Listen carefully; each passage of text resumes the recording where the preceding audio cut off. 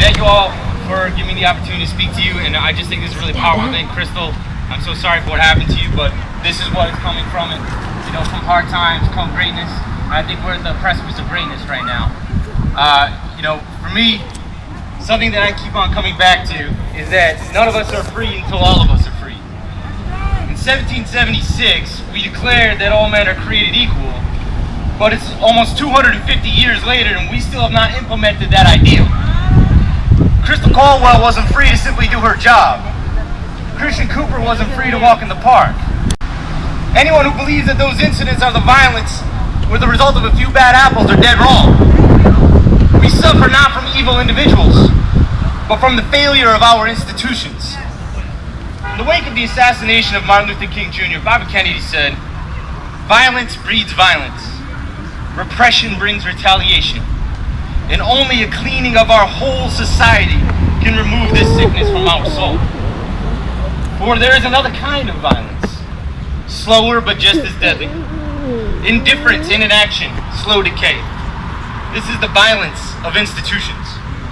This is the violence that afflicts the poor, that poisons relations between men because their skin has different colors. This is the violence that afflicts us all.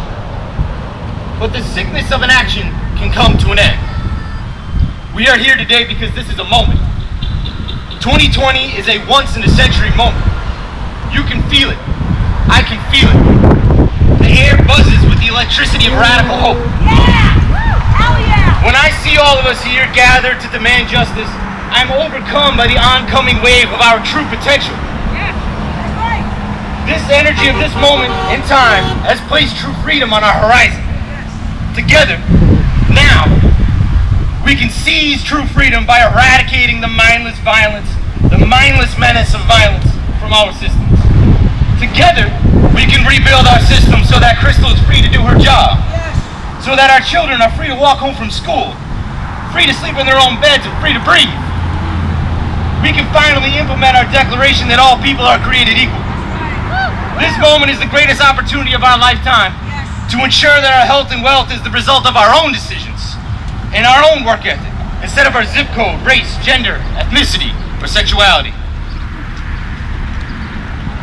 Now, here, we can build the foundation of our true freedoms by giving Crystal Caldwell the justice that she deserves.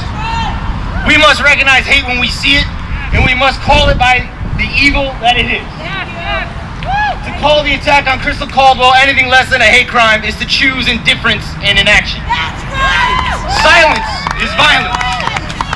Together, we can overcome the violence in our institutions by confronting and conquering our own silence. Thank you. Speak loudly.